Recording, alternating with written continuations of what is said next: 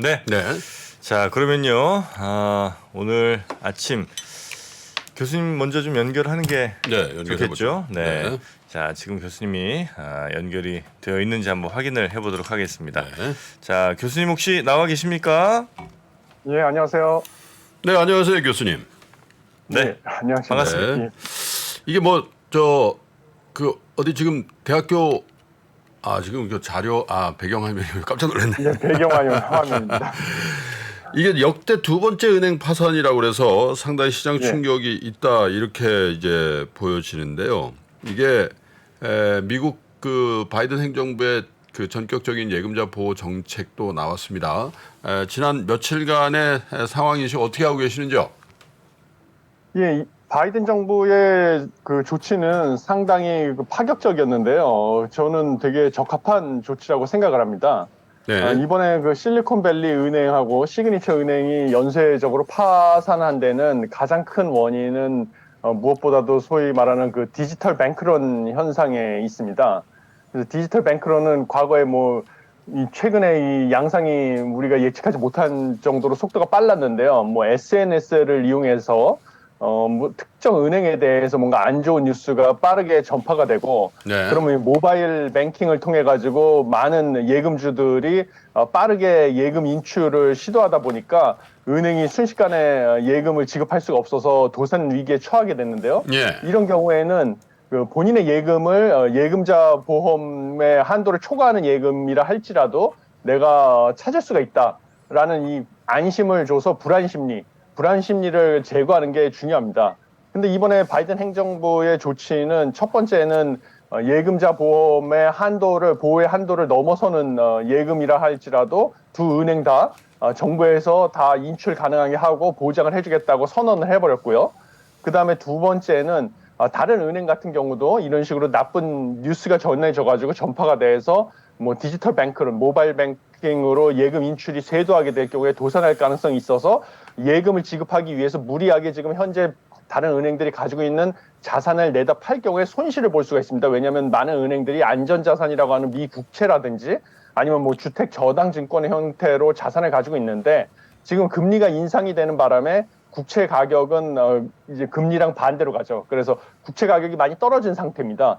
그거를 지금 무리하게 내다 팔아서 손실을 보는 거를 막기 위해서 미국 정부에서 새로운 기금을 조성을 했습니다. 그래서 이 은행들이 가지고 있는 채권들을 갖다가 액면가로, 지금 시가가 아니라 액면가로 담보로 잡고 1년 동안 대출을 해줄 수 있다라고 정책을 제시함으로써 이 대출을 받아서 예금 인출 요구에 대응할 수 있는 길을 퍼줬기 때문에 이 두 가지 정책은 정말 시적절하게 잘 대응해서 은행들의 손실을 줄이고 그다음에 디지털 뱅크런에 대한 그 불안 심리를 억제하는데 아주 효과적이었다라고 생각을 하고 있습니다. 그렇군요. 네. 그러면 우리 교수님 생각에는 이런 적절한 대처로 추가 부도라든지 추가적으로 뱅크런이 이제 더 이상 안 나올 거라고 보세요?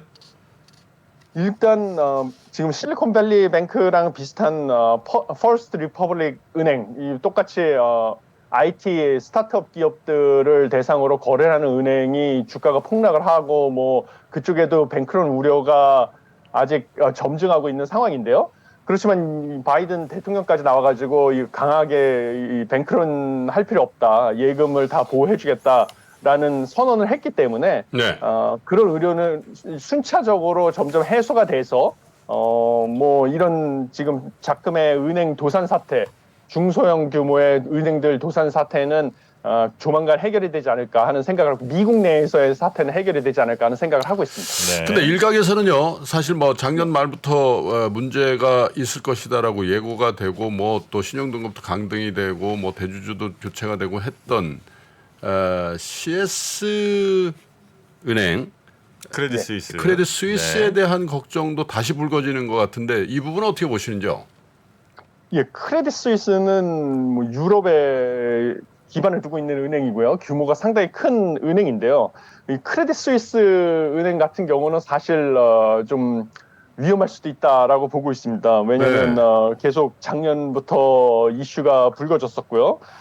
그리고 작년부터 뱅크런이 고객들이 예금 인출을 지금 지속적으로 해오고 있었습니다. 예. 그다음에 지금 최근에도 뭐 언론을 통해서 크레딧 스위스가 다음번 타깃이 될 수가 있다. 뱅크런의 대상이 되고 도산 위기에 몰릴 수 있다라는 보도가 있고 그러면 이제 고객들이 더 추가로 불안하니까 예. 뱅크런 사태가 일어나기 때문에 이것도 이제 유럽 쪽에 있는 정부에서 미국의 재무부라든지 연준에 상응하는 이러한 조치를 취하지 않는 이상은 똑같은 사태가 터질 수가 있는데요.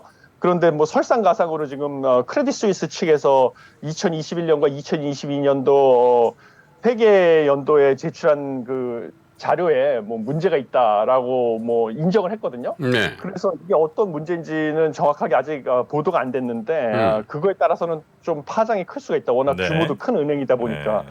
그래서 이 문제는 좀 더 주시해봐야 돼요. 유럽 쪽 문제는 주시해봐야 된다는 생각을 하고 있습니다. 오히려 CS은행의 위험이 더 커 보인다. 미국의 로컬 뱅크보다 이런 말씀이고 만약 이게 정말 유동성 위기로 간다면 훨씬 더 국제금융시장에 주는 파장은 훨씬 더 클 수밖에 없을 것 같다. 이런 말씀이시죠? 예, 그렇습니다. 예, 규모 면에서 비교가 안 되니까요. 네.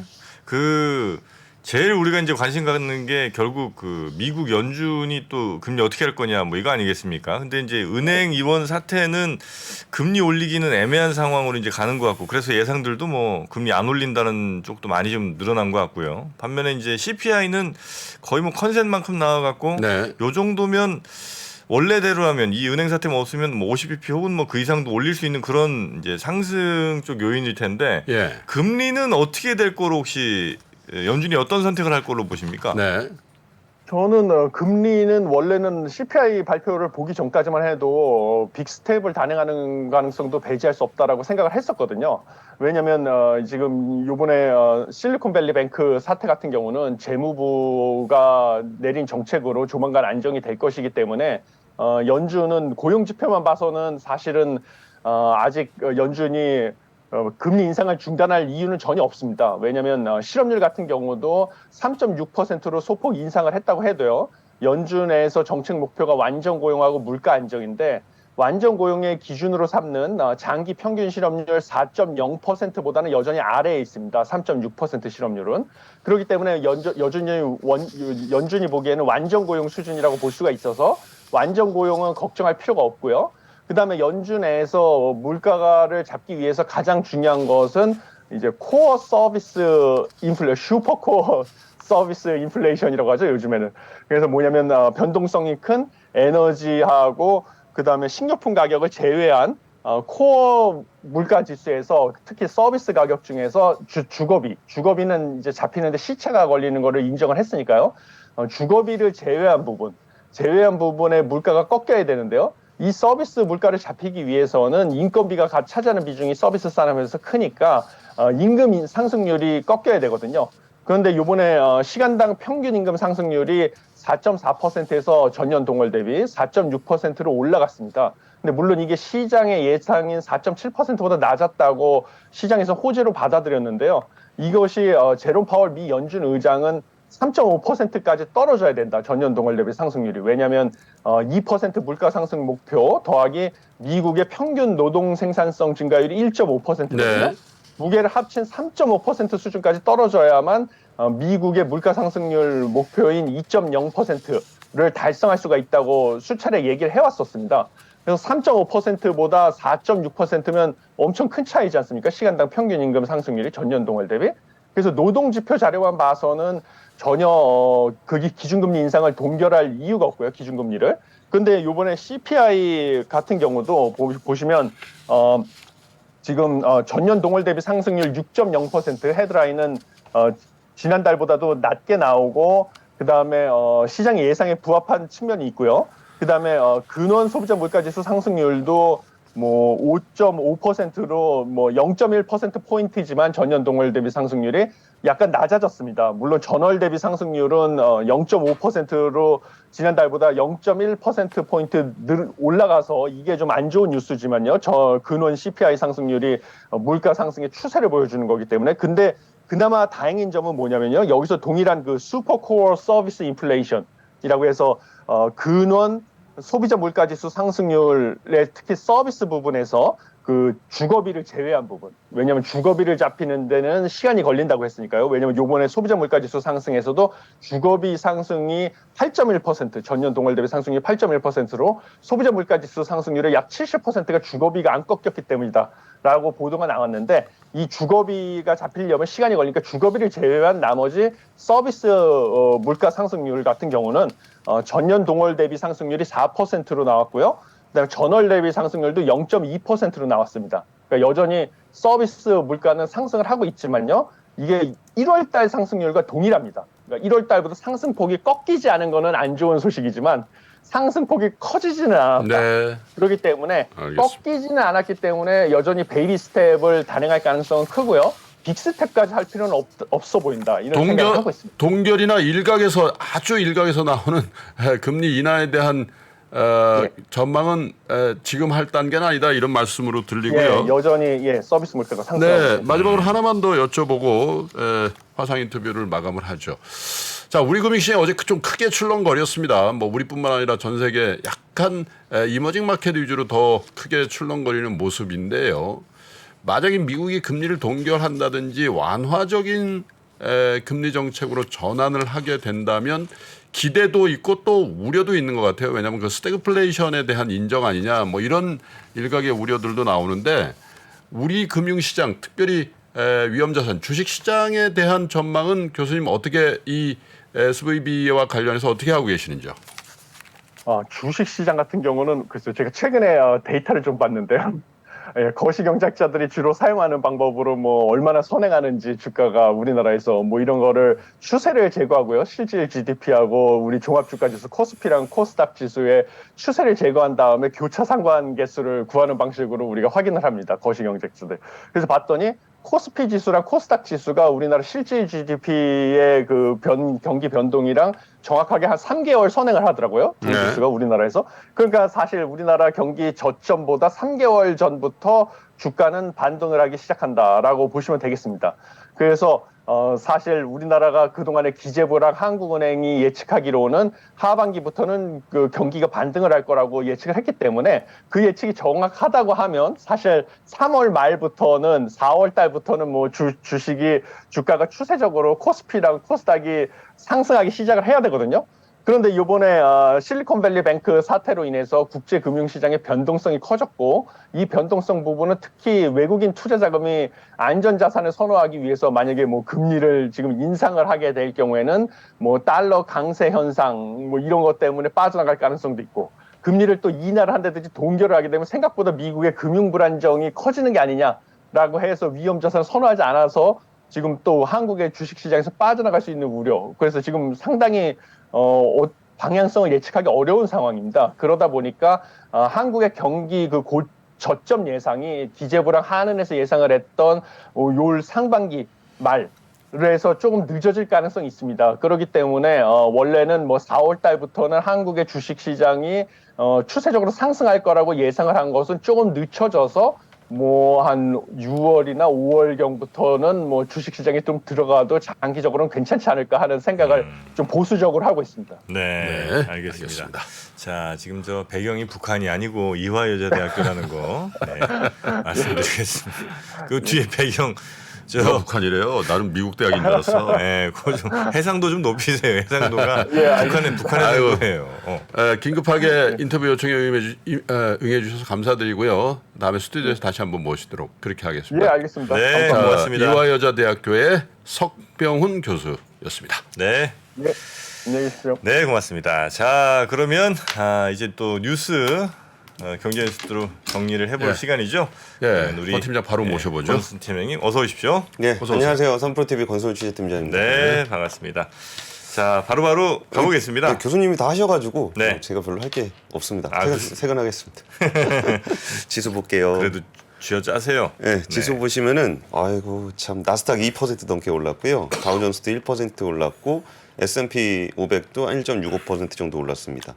그러니까 장이 이제 그 금융시장의 샥이 SVB 문제는 일단은 조금 한숨 돌리고 가는 그런 분위기가 됐다라고도 볼 수 있을 것 같아요. 근데 관련해서 뉴스 중에 좀 큰 뉴스라고 할 수 있다면은 무디스가 6개 은행에 대해서 신용등급 하향 검토를 하기로 했어요. 이거 신용평가사들은 좋은 게 이름을 박아줍니다. 예. 저희는 종목명을 얘기하지 않지만 신용평가사들은 그냥 박아주는데 퍼스트 리퍼블릭을 비롯해 자이언즈 뱅코프, 웨스턴 얼라이언스 뱅코프, 코메르카, UMB 파이낸셜, 인트러스트 파이낸셜 등 6개 지역 은행에 대해서 신용등급 하향을 검토 중이라고 밝혔다. 예. 그러니까 이렇게 문제 있는 애들이 뭔지 6개를 딱 찍어가지고 요거를 이렇게 발표하면 무슨 일이 생기냐면은 이 은행들 뱅크런 나오겠죠. 아닌가? 그것도 그건데 네. 자금 조달하기가 어려워집니다. 이런 은행들이. 네. 그러니까 신용등급이라는 건 결국 채권 금리를 결정하는 데 그렇죠. 쓰이는 거잖아요. 예. 그러면 이제 자금 조달이 어려워져서 이렇게 안 좋아서 등급이 떨어지는 것도 있고 등급이 떨어져서 안 좋아지는 것도 있거든요. 그래갖고 오늘 주식시장을 보니까 이렇게 됐습니다. 퍼스트 리퍼블릭 같은 경우에 27% 올랐고요. 올랐어요? 예, 오늘. 그리고 웨스턴 얼라이언스 뱅코프 같은 경우도 14%가 올랐습니다. 네. 최근 추세를 보면은 여기서 급격하게 죽기 한 달 동안에서 떨어졌다가 어제를 기점으로 해서 반등을 한 거고요. 여기 웨스턴 얼라이언스 뱅코프 같은 경우도 쭉 문제가 없는 듯 보이다가 주가가 폭락을 한 다음에 반등을 하는 예. 이런 추세를 보이고 있습니다. 이게 어떤 의미로 해석을 해야 되는 거냐면은 요 시점까지 한 달 전에서 최근 한 일주일 정도 전까지만 하더라도 특별히 문제 의식이 별로 없다가 그 퍼스트 리퍼블릭 그 SVB 문제가 좀 불과되면서 주가가 폭락을 했고 무디스가 이 신용 등급을 하향 점토할 정도로 지금 상태가 안 좋아진 상황이 된 겁니다. 그런데 그제 그 미국의 그 페드하고 재무부하고 같이 시장 안정책을 발표를 했잖아요. 예. 그러면서 거기서 예금자 보호 대상은 그 전액으로 풀어준 거는 일단 2개 은행, 시그니처 은행하고 SVB에 해당이 되지만 그 뒤에 나왔었던 그 구제책이 있었습니다. 자금 소형 은행의 자산을 페드에다 맡기고 돈 빌릴 수 있는 담보로 돈 빌려준다는 거죠. 예, BTFP라 그러는데 뱅크 텀 펀딩 프로그램이라고 이게 소형 은행들이 좀 자금 공급 쉽게 할 수 있는 그러니까 자산을 매각하지 않고 그러니까 이제 SVB 같은 경우는 장기 국채 매각하다가 이 문제가 생긴 거잖아요. 그렇죠. 네. 그러니까 매각하지 않고 페드에다가 시가가 아니라 액면가로 담보로 맡기고 예. 그걸로 이제 돈을 자금 조달할 수 있는 상황이 됐거든요. 예. 그러다 보니까 지금 무디스가 발표한 거는 신용 등급이 안 좋다는 건데 그 안 좋았던 거에 가장 중요한 요인을 페드가 제거를 해주는 모양새가 됐어요. 그러다 보니까 여기는 지금 신용 등급 떨어진 날 주가가 폭락한 게 아니라 오히려 이렇게 오르는 양상이 좀 나온 겁니다. 네. 그래서 단기적으로는 이게 중장기적으로는 펀더멘탈하게 어떤 일이 있는지는 좀 더 면밀하게 지켜봐야 되겠지만 그러니까 무디스가 발표했던 이 이슈들은 어제 페드가 발표했던 그 부분으로 상쇄가 됐다. 묻혔다. 예, 상쇄가 네. 됐다라고 좀 볼 수 있을 것 같습니다. 그래서 네. 이 무디스가 굉장히 좀 나왔던 이 얘기는 좀 이런 뉴스와 연계해서 보시면 그 시장에서는 상쇄가 된 걸로 평가를 한 것 같다. 반대로 저런 효과도 있겠죠. 뭐 6개 정도만 문제가 되나? 예, 왜냐면 은행은 몇천 개 되는데 그렇죠. 예, 6개에 대해서 이 신용등급 하향을 검토하는 거니까 야, 나머지 그러면 뭐 대부분은 아직까지 괜찮나? 큰 문제 없나? 이런 생각을 주기도 했을 것 같네요. 네. 그리고 또 발표된 6개 은행이 뭐 굉장히 큰 은행들은 아닐 테니까요. 예, 예. 네. 자, 그럼 다음 뉴스도 한번 체크해 볼까요? 그 두 번째 뉴스 원래 CPI를 준비를 했었는데 네. 뭐 워낙 설명을 많이 해주셔가지고 네. 그냥 헤드라인만 잠깐 읽어드리고 다른 주제 살짝 네, 네, 조금만 네. 얘기할게요. 예. 2월에 소비자 물가지수 CPI가 발표했는데 전년 동월보다 6% 올랐습니다. 이게 1월에 6.4 나와가지고 우리가 엄청나게 충격을 받았었잖아요. 예. 그 전에 6.5에서 6.4니까 1%포인트밖에 안 떨어졌다는 건데 지금은 6%니까 0.4%포인트까지 떨어진 거라 꽤 유의미하게 떨어졌다라고도 볼 수 있습니다. 그리고 이게 우리가 이거 유심히 보신 분 계신지 모르겠는데 바이든 대통령이 그 페드하고 재무부하고 같이 협의를 하고서 정책 발표를 할 때 우리가 CPI 관련한 얘기를 바이든 대통령이 했었어요. 뭐라 그랬냐면 다음 주 우리는 좋은 CPI를 얻을 것이라고 낙관합니다. 라는 얘기를 했었어요. 네. 그러니까 우리가 지금 이제 뭐 물가에 대해서 고민하고 페드가 굉장히 강경하게 나가는 거 아니냐라고 다들 걱정하고 있었던 상황에 SVB 문제가 이렇게 딱 터졌었잖아요. 근데 여기다가 만약에 50pp 또 한 번 때리면은 시장 골로 가는 거 아니냐 이런 불안감들이 있었는데 바이든 대통령이 CPI가 발표하기 일주일 전에 우리는 괜찮은 CPI를 얻을 것 같은데? 라는 컨닝했나? 알고 컨닝하셨어요? 얘기했나?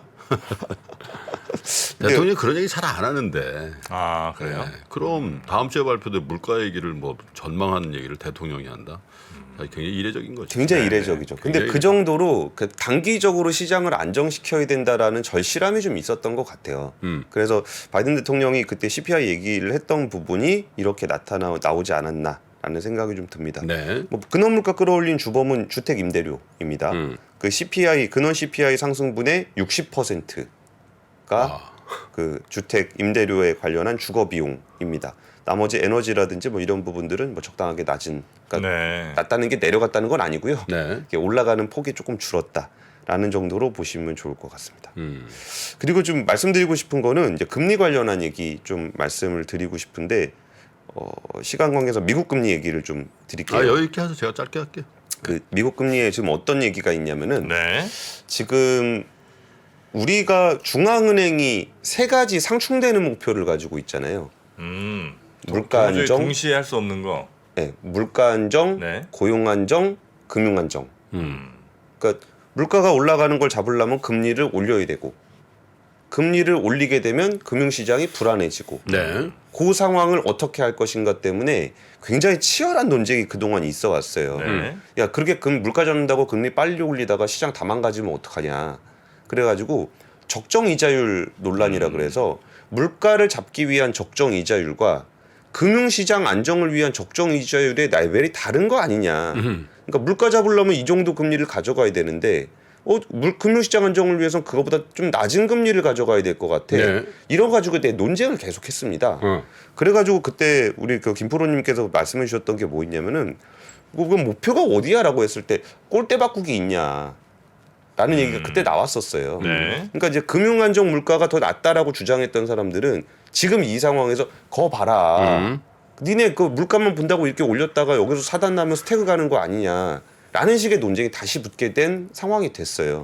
근데 이때 파월 의장은 뭐라 그랬었냐면은 통화 정책은 물가를 타겟으로 한다. 그러니까 금융 안정보다 물가를 타겟으로 할 거고 금융시장이 불안하면 어떻게 할 거냐? 금융안정기구를 통해서 할 거다. 그러니까 이번에 예를 들면 아까 말씀드렸던 BTFP 이렇게 이제 딱 특정 분야를 지원할 수 있는 방식으로 여길 지원하겠다. 이런 식으로 하겠다는 얘기를 했어요. 네. 그리고 그 논쟁 결과 실제 그 일이 발생한 겁니다. 급격하게 금리를 올렸던 효과가 물가 쪽에다가는 어느 정도 잡히는지 모르겠지만 금융시장을 불안하게 하는 요인이 발생을 했거든요. 그래서 지금 또 어떤 논쟁이 있냐면은 BTFP도 자금 공급하는 거 아니냐. 그런 논쟁까지 또 붙어 있는 상황이에요. 네. 그러니까 지금 이 말씀을 좀 드리는 이유는 파월 의장이 FOMC에서 의사결정을 할 때 요런 그 논쟁들의 연장선에서 하게 될 거라는 거예요. 그럼 거기서 우리가 뭐 금리 동결이나 그러니까 금리 동결까지 갈까? 아니면 금리를 인하할까? 요렇게까지 가지는 않을 것 같다라는 겁니다. 그리고 이제 지금 상황에서 어느 정도 좀 진정이 됐기 때문에 과도하게 낙관론을 갖는 건 좀 어려울 것 같다라는 생각이 좀 들어요. 50bp를 전망하는 거는 조금 지금은 무리한 상황이 돼 있는데 50bp 인상? 예, 예. 그건 뭐 지금은 가능성이 굉장히 많이 낮아져. 그건 없어진 상황인데 그리고서 지금 이제 골드만삭스 같은 경우는 동결 얘기하고 동결 얘기하죠. 인하 얘기를 하는 사람들까지 그 얘기 제가 하려고요. 네. 예, 알겠습니다. 여기까지 하겠습니다. 네. 알겠습니다. 레디 액션. 유튜브에 공개도 하기 전에 조기 마감되어 구독자 여러분들께 소개조차 할 수 없었던 3프로TV 주식 부동산 액션 스코어.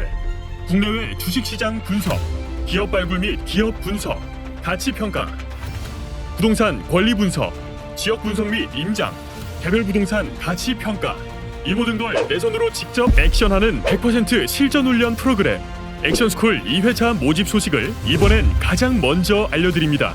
박세희, 홍진채, 오윤석 전문가들의 실제 투자 프로세스를 내 손으로 직접 경험하세요. 액션스쿨은 기수제 프로그램으로 정해진 인원이 모집되면 완전히 마감됩니다. 자세한 내용은 영상 하단의 링크 혹은 3프로TV 앱에서 확인하세요.